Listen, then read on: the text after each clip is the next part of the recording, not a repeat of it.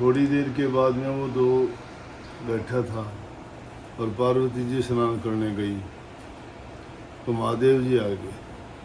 महादेव जी जब अंदर जाने लगे तो कहने लगे कि आप अंदर नहीं जा सकते। बोले कि क्यों, तू कौन है रोकने वाला? क्यों, तो पता ही नहीं था ये कौन है। बोला मेरी माता जी स्नान कर रही हैं और उनका हुक्म है कि जब वो स्नान करेगी तब तक कोई अंदर नहीं जाएगा। बोला तू कौन है? बोला मैं उनका बेटा हूँ। महादेव जी क्रोध में आके उसका सिर काट दिया। सिर काट दिया, अंदर गए तो बोले कि आपको अंदर किसने आने दिया? तो अंदर किसने आने दिया? एक बेवकूफ़ सा लड़का था कोई, उसने मुझे मना तो किया था लेकिन उसका तो मैंने सिर काट दिया। बोले नहीं, या तो उसको जिंदा कर और नहीं तो मैं बताऊँ आपको कि मैं भी मरूंगा। तो महादेव जी को जब ये बात लगी कि बोले अब जिंदा कैसे करूं, जिसका सिर काट दिया सिर कहाँ से लाऊंगा, अब जोड़ूं कैसे? तो बाहर निकले तो जंगल में गए थे, एक हाथी का बच्चा मिला। उस हाथी के बच्चे का सिर काट के और वो उसको जोड़ दिया। इसीलिए गणेश जी का जो ऊपर से दिखाते हैं मुंह, हाथी का सिर है, वो जोड़ दिया। जोड़ने के बाद में वो खुश होगी कि बेटा जिंदा हो गया। लेकिन फिर एक बार देवताओं की आपस में बात चली कि भाई पूरी दुनिया का चक्कर लगा के पहले कौन आएगा वो बड़ा माना जाएगा। तो महादेव जी के दो लड़के थे, कार्तिकेय स्वामी और गणेश जी। अब गणेश जी की सवारी तो चूहे की, अब चूहा कितना तेज भागेगा, और कार्तिकेय स्वामी की मोर, उसने जो है उड़ना शुरू कर दिया। अब चूहे को लेके वो कहाँ जाए? गणेश जी ने क्या किया कि अपने पिता का ही चक्कर लगा के आ गया। बोला अरे तुम आ गया? बोले हाँ। मैंने इतना जल्दी कैसे लगा लिया? कि पूरी सृष्टि के मालिक आप हैं, मैंने आपका चक्कर लगा दिया, सृष्टि की होगी। वो जब तक आया तो बोले भाई विजय तो इसकी होगी, गणेश जी की पहले आए, इसलिए प्रथम पूजा गणेश की होगी। अब कोई भी धार्मिक अनुष्ठान जो भी करते हैं प्रथम पूजा गणेश जी की करते हैं।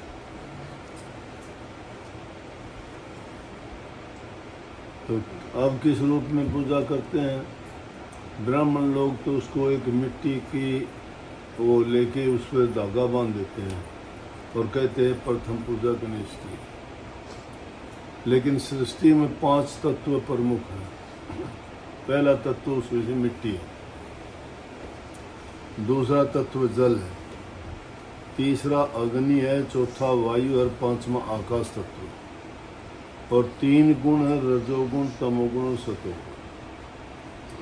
इन 8 से मिलके पूरी सृष्टि की रचना हुई है और इनमें सबसे प्रथम तत्व पृथ्वी माना गया है, पृथ्वी। तो संतों ने इसको बड़ी खूबी से समझाने के लिए इंसान का शरीर जो है 84 लाख योनि में कुल मिला के 84 लाख प्रकार के जीव जंतु पशु पक्षी कीट पतंगे हैं और वो 4 श्रेणियों में विभक्त किए गए हैं। उनमें से पहला है, एक अंडे से पैदा होते हैं, जेर से पैदा होते, झिल्ली से, तीसरा जल और मिट्टी से पैदा होते हैं, और चौथे पसीने वगैरह से पैदा होते हैं। ये 4 प्रकार के 4 खान कैदी हैं और 4 खान में 84 लाख प्रकार के जीव हैं। उनमें से तुलसीदास जी जिन्होंने रामायण की रचना की, वो उन 4 खान में 84 लाख प्रकार की योनियों का वर्णन इस तरह से करते हैं 9 लाख जल के जीव हैं, 10 लाख फकीर जान, 11 कीट भृंग और 57 20 वखान, 30 लाख पशु योनि है और 4 लाख नर होई, तुलसी इनमें राम भजे धन है सोई। ये 84 लाख प्रकार की योनि है। अब इनमें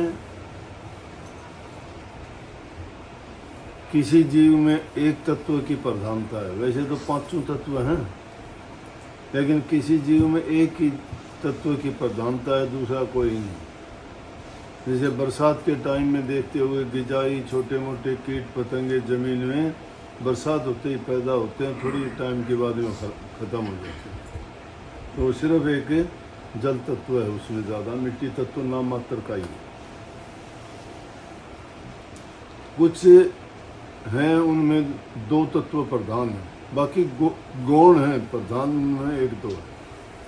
लेकिन इंसान एक ऐसी योनि है जिसमें 5 तत्व हैं।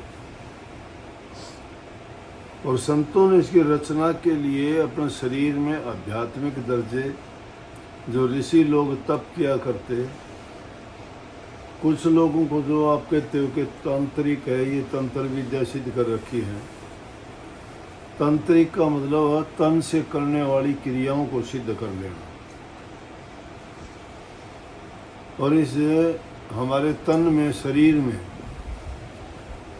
स्थूल शरीर जिसको हम मानते हैं, इसमें 5 तत्व मौजूद है इंसान में। और इनमें प्रथम तत्व मिट्टी का है। खाया पिया जो भी हम मिट्टी बनाते हैं।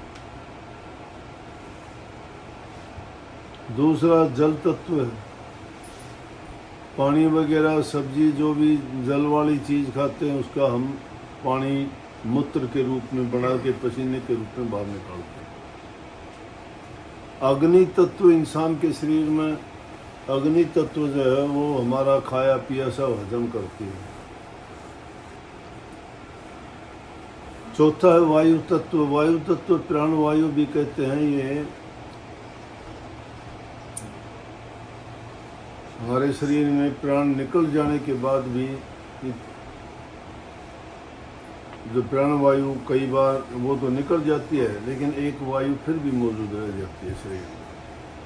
जब देखते होंगे मरने के बाद कोई भी जीव जंतु, पशु है या इंसान है, शरीर फूल जाता है। तो ये वायु तत्व है। ये सारे के सारे सृष्टि की रचना में आकाश तत्व से वायु पैदा हुई, वायु से अग्नि पैदा हुआ, अग्नि से जल पैदा हुआ। उल्टी बात लगती है ना, अग्नि से जल पैदा हुआ है और जल से मिट्टी पैदा हुई।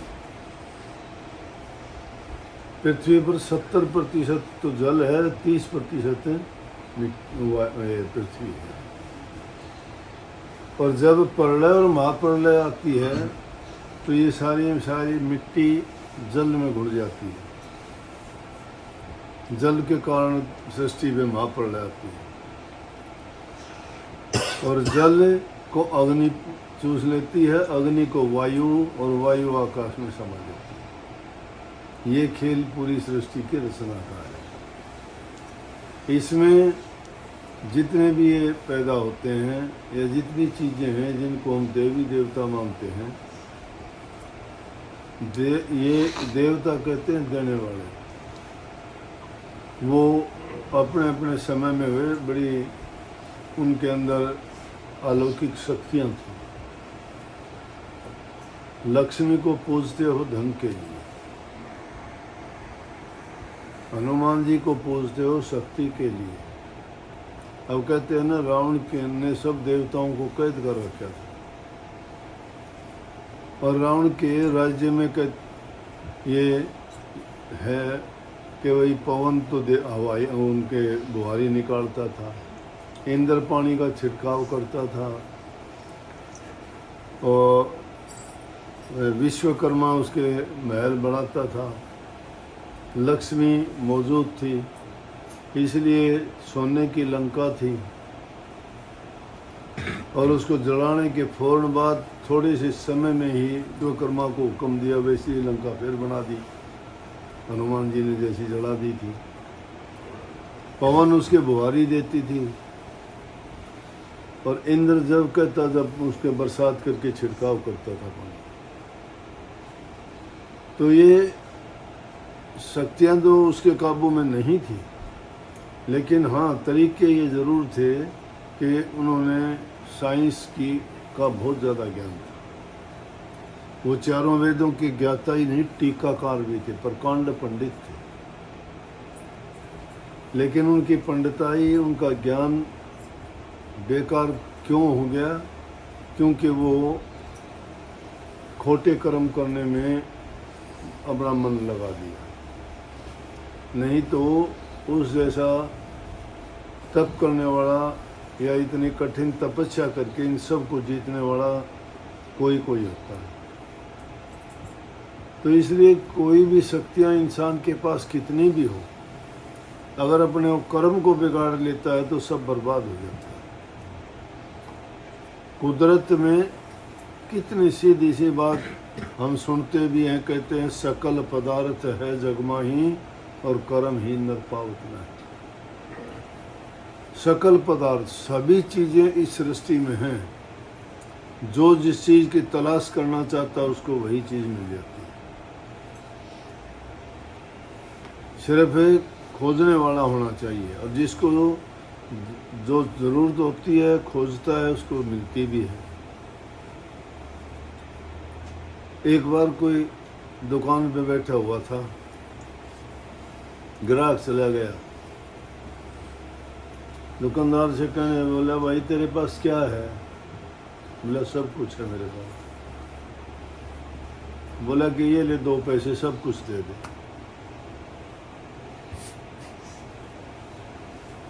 सब कुछ 2 पैसे में क्या दे दे? ढूंढने लग गया क्या चीज़ दूँ इसको। इसने बात तो सब कुछ की कह दी, अब क्या दूँ 2 पैसे का? वो इधर उधर देख रहा था, इतनी देर में दूसरा सवाल कर दिया। बोला क्या कर रहा है? बोला ढूंढ रहा हूँ। बोला दे दे जल्दी। बोला ढूंढ लूँ। बोला 2 पैसे का ढूंढूँ भी दे दिए। मुश्किल होगी। बोला आज तो नहीं, कल आ जाएगा, कल दे दूँ। चिंता चिंता में घर चला गया। लड़की थी घर में, समझदार थी, बड़ी बुद्धिमान थी। अपने पिता को चिंता में देख के बोले पिताजी आप काम से दुकान से जल्दी आ गए? बोले हाँ बेटे। बोले क्या बात है? बोले बात क्या? आज तो एक बात फंस गई। बोले एक ग्राहक ऐसा आया, आके कहने लगा कि तेरे पास क्या क्या है? बोला मैंने कह दिया सब कुछ है। बोला 2 पैसे दे के कहने लगा 2 पैसे का सब कुछ दे दो। अब क्या दूँ 2 पैसे का? बोला मैं दुकान में इधर उधर ये सोच के खोज रहा था क्या दे दूँ उसको। इतने में कहने लगा क्या करता है जल्दी दे। बोला मैं कहने लगा ढूंढता हूँ। ढूंढूँ? बोला ढूंढूँ भी दे दिए 2 पैसे का। अब क्या दे दूँ? मैंने तो कल का नाम लिया, अब क्या करूँ? मैंने सोचा किसी ज्ञानी आदमी से पूछूंगा कि कैसे पीछा छूटे उससे। बोला चिंता ना करो, कल मैं जाऊँगा। अगले दिन गए, लड़की बैठ के आया वो आदमी उसी टाइम पर। बोला हाँ भाई बोल। लड़की बोली हाँ आप बताओ। बोला कल आपके पिताजी से सामान लेने आए थे, वो आज का नाम। बोला क्या सामान लेना था? बोला मैंने 2 पैसे दिए थे, ये कही थी सब कुछ दे दे। उन्हें मिट्टी लेके एक हाथ में पकड़ा दी, बोली ये ले। बोला ये क्या? मेरा सब कुछ है इसमें। हाँ मिट्टी में सब कुछ है कि नहीं है? सोना चांदी, सब्जी फल सब, अनाज, दवाई, कुछ भी खोजो जमीन में पैदा। बोला ये ले सब कुछ है। और बोला ढूंढ लूँ सो? बोला ढूंढ लेता हूँ। तो कहने का मतलब ये है इस सृष्टि में सब कुछ है, खोजने वाला होना चाहिए। खोज लो, ढूंढ लो।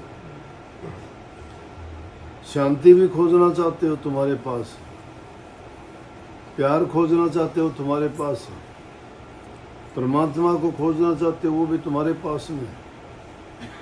सूक्ष्म रूप में इंसान के अंदर वो सारी चीजें समाई हुई हैं, लेकिन कंधे छोरा नगर ढिंडोरा, वस्तु कहीं ढूंढे कहीं किस विद आवा हाथ, कहें कबीर तब पाइयर भेदी लीजिए साथ।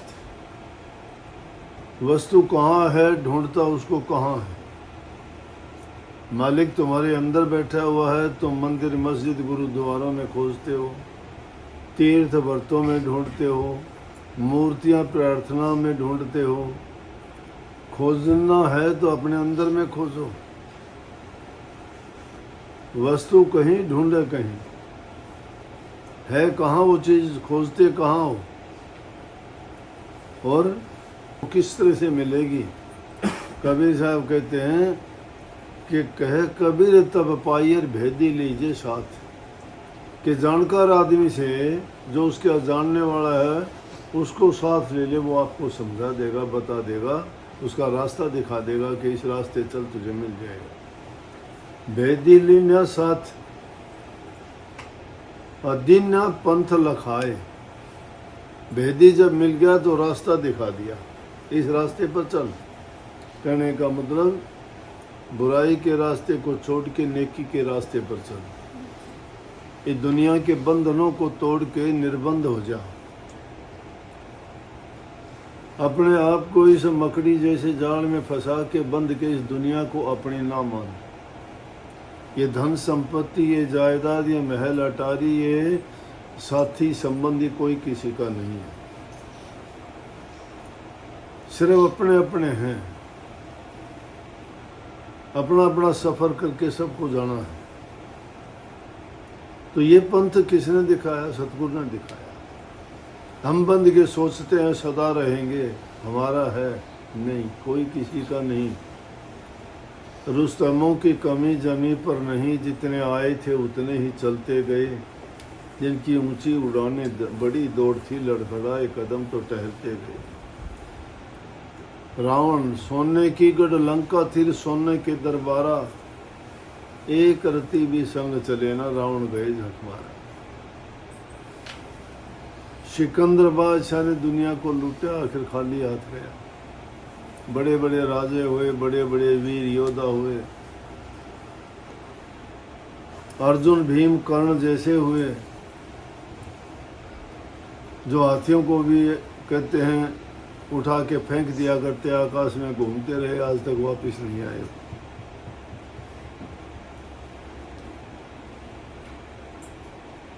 इसलिए किसी चीज का अभिमान नहीं। आए हैं यहीं से दुनिया में, ये दुनिया हमारी नहीं है। हम उस देश के वासी हैं जहाँ अमन चैन शांति है, जहाँ प्रभु का वास है। दुनिया में तो काल और माया का प्रकोप है। यहाँ तो आपसी द्वेष, लड़ाई झगड़ा, बैर विरोध है, आपाधापी का खेल है। पाप पुण्य कर्म में फंसे हुए हैं। अच्छे कर्म करने से स्वर्ग बैकुंठ की लालसा करते हैं, मिल जाता है। खोटे मंदे कर्म करने से नरक मिलता है। लेकिन है दोनों के दोनों बंधन। अच्छे काम करने वाला आदमी इंसान के रूप में राजा बाबू सेठ साहूकार बन के आ जाएगा, क्योंकि कर्म अच्छे किए। जिन्हें कर्म गंदे किए वो यहाँ पापी कोडी दुष्ट बन के आ जाएगा, राक्षस बन के आ जाएगा, राक्षसों वाले काम करेगा। लेकिन अंत बुराई का नतीजा तो बुरा है, अच्छाई का नतीजा अच्छा है। लेकिन जिसको भेदी मिल गया ना, भेदी लीना साथ और दीना पंथ लखाए, जिसने जो प्रभु के रास्ता बता दिया, दिखा दिया, वो जीव संसार में दोबारा मुड़ के नहीं आता। उसका जन्म मरण के बंधन से मुक्त हो जाता है। ना उसको स्वर्ग की लालसा, ना बैकुंठ की लालसा। वो कर्म से, कर्म जब कोई करता ही नहीं है और उस कर्म की आस त्याग देता है, तो दुनिया में नहीं आना होता। दुनिया में तो तभी आता है ये जीव जब कोई भी कर्म करके कर्म की आस करता है, फल की आस रखता है। गीता का यही तो उपदेश कृष्ण जी ने अर्जुन को दिया था। युद्ध के मैदान में कह दिया कि जिनके सगे संबंधी मानता है ये तेरे अपने नहीं है, तेरा कर्म तेरा अपना है। इस मोह के फांस से निकल, इस बंधन में ना बंध, जो तुझे कर्म करना है वो कर। इसीलिए कहीं कि अपना कर्म किए जा और उसके फल की आस त्याग दे। करो और भूल जाओ, लेकिन नेक करो। बुरा करोगे तो परिणाम अवश्य बुरा होगा। कोट बरस का पंथ तर पल में पहुंचे जाए। जो कोटि वर्षों तक आदमी कितने जन्म ले लेके मरते रहे, जीते रहे, माँ बाप का पता नहीं, भाई बंधु का पता नहीं, हमारे कर्म का पहचान नहीं। कितने ही युगों से हम मर मर के जिए और आते रहे जाते रहे। ये कोटि वर्षों का पंथ था, कोटि वर्ष लग गए उस रास्ते पे चलते हुए, नहीं पहुंच सके। लेकिन जो भेदी मिला, उसने जो हमें पंथ दिखाया, उसको उस पंथ पे चल के हम मिनटों में पहुंचे, पल में, एक पल में। इसलिए संत सतगुरु का संग करना और जो हमें उपदेश ज्ञान और शिक्षा देते हैं उसके ऊपर चलना, उनको मानना, अपनाना, अपने कर्म को सुधार के अपने जीवन को बनाना। जो इस जीवन में सुखी नहीं है, शांति नहीं है। शांति क्यों नहीं है? कि इंसान संसारिक पदार्थों के पीछे भागता है। ये मेरा, ये करूं, वो करूं। ज्यों ज्यों इनके पीछे भागता जाता है, भागते भागते भागते भागते क्या हुआ? एक बार कोई आदमी ये दूसरे देश में चला गया और जाके वहाँ कहने लगा कि मैं बहुत जानकार आदमी हूँ, राजा से मिला कि मैं बहुत ऐसे ऐसे पेड़ों का ज्ञान है कि जिससे दवाई बनेंगी, बहुत कीमती चीज़ें बनेंगी, वो उगा सकता हूँ, लेकिन मुझे इतनी ज़मीन कोई देने वाला नहीं। और राजा बोला अगर इतना अच्छा आदमी है तो इतना कुछ करना चाहता है तो मेरे राज्य में ऐसा कर, एक दिन की तेरे को छूट दे दी, तू जहाँ तक जितनी ज़मीन घेर सकता है, चल सकता है, सुबह से लेके शाम तक वो तेरी हो जाएगी। तो उसने क्या किया? इंसान की एक कमी है, वो लालच में इसी तरह भागता है। एक शब्द सुनते होगे, मृगी तृष्णा। मृगी तृष्णा क्या होती है कि मरुभूमि में जहाँ बरसात कम होती है, वहाँ हिरण जो जानवर होता है, वो जब नज़र उठा के देखता है तो उसको दूर गर्मी के कारण ये लगता है जैसे वहाँ पानी होगा, और वो प्यास के मारे भागता है। वहाँ पहुँचता है, जाके देखता है पानी नहीं है, फिर आगे देखता है वहाँ दिखाई देता है, मिलता नहीं है। ये इंसान की हालत है। ये खोजता है कि उसमें सुख होगा, वहाँ शांति होगी, वहाँ मुझे संतोष मिलेगा, ये पाने के बाद में मुझे ये मिल जाएगा, लेकिन मिलना कुछ नहीं। जो कुछ है अपने अंदर में खोजोगे तो अंदर में ही है। वो शांति भी आपके अंदर है। विचार बनाने पड़े, लेकिन विचारों को सुधारने वाला, बताने वाला चाहिए। तो संत सतगुरु की यहाँ जरूरत पड़ती है। उस आदमी ने उस लालच में आके क्या किया? सुबह भागना शुरू किया था। भागते भागते भागते भागते सोचा कि जब तक सूर्यास्त होता है मैं और भागूं। ना कुछ खाया ना पिया, 1 मिनट नहीं रुका रास्ते में, और भागते भागते क्या हुआ? भूख और प्यास के कारण पेट में दर्द हो गया। शाम का टाइम हुआ, जहाँ पहुँचा वही। इंसान की भी जिंदगी यही है। ये संसार के पदार्थों के पीछे यूं ही भागता है। ये माया ने ऐसा खेल रच दिया कि आंखों पे पट्टी बांध दी, लालच लगा दिया पीछे, मोह के बंधन में बंध गया। ये मेरा भाई, ये मेरी संतान, ये मेरा रिश्तेदार, ये मेरा घर, ये मेरी जायदाद, लेकिन ये किसी की भी नहीं है। हमारे से पहले बड़े बड़े आए, उनके किले महल अटारियाँ आज खाली पड़ी हैं। उनमें कोई बैठने उठने वाला ही नहीं है। चलते जा रहा था, बुल्ले शाह ने देखा एक जगह पर किसी के सिर का हड्डियों का ढांचा सूखा हुआ पड़ा है। ये आंखें दिखाई देती है, थोड़ी जगह लगती है हमें, लेकिन जब ये यहाँ से सारा का सारा हट जाता है, हड्डियाँ दिखती हैं, तो इतने बड़े बड़े इनमें वो छेद दिखाई देते हैं। एक खोपड़ी पड़ी हुई थी और उसमें चिड़ियाओं ने घोंसला बना रखा था और उनमें वो बढ़ती और निकलती देख के बुल्ले शाह पैदल जब जा रहा था, बुल्ले शाह ने उनको देख के जब कहा कि जिन लोहन जग मोहिया, कि जिन आंखों ने पूरी दुनिया को मोह लिया था, कितनी सुंदर आंख थी ये। जिन लोहन जग मोहिया सो लोहन में दिठ, कि उन आंखों को मैं अब देखता हूँ। काजल रेख न सेंधियाँ और पंछी सोए बहिठ, जो काजल डालते हुए भी ऐसी सड़ाई से डालते थे कि आंख में कोई नुकसान ना हो जाए, कितनी नाजुक चीज़ थी। और आज देखो उसमें कौन से पक्षी और तोते उनमें घोंसले बना के अंडे और बच्चे पैदा कर। ये आंखें बहुत वो थी। कहने का मतलब ये है, ये सुंदर शरीर एक दिन मिट्टी में मिल जाएगा, या कुछ नहीं रहेगा। जीते जी इंसान जो अच्छे कर्म करके प्रभु की भक्ति करके अपने जीवन को जो जीत लेता है, वो इसी जीवन में पा लेता है। आगे की आस नहीं, जो कुछ करना है अभी करो, अभी। फिर तो टाइम निकल जाएगा, करने लायक शरीर ही नहीं रहेगा, बुढ़ापा आ जाएगा, चलने की हिम्मत नहीं रहेगी, मन शरीर शिथिल पड़ जाएगा, कोई हिम्मत नहीं रहेगी, तो क्या काम करने को मन नहीं करेगा।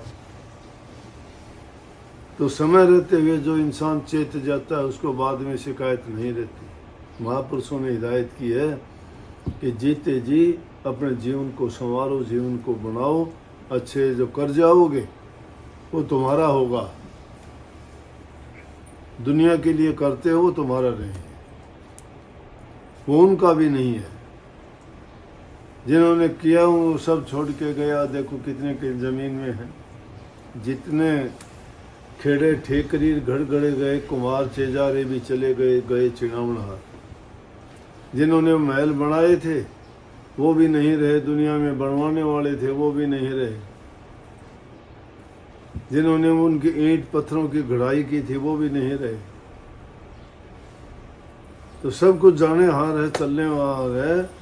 उन चीज़ों का उनके पीछे भागने से क्या मिलेगा। उसकी खोज करो जो गुप्त रूप से सब इस सृष्टि में काम करता है। पेड़ पौधों को देखो, शाम को कुछ देखते हो, सुबह का देखते हो, कितना सुंदर फूल खिला मिलता है। किसने खिला दिया? वो शक्ति सबकी इसी प्रकार संभाल करती है। उसके साथ हम अपनी चालाकी अगर लगाना चाहें तो नहीं चलेगी। वो हमें हर प्रकार से देखता है, लाखों आंखों से देखता है। तो उसके आगे हम उसको भुला के, उसको पीठ दे के और धोखे से अपना जीवन जीते हैं, वो बात थोड़ी चल सकती है।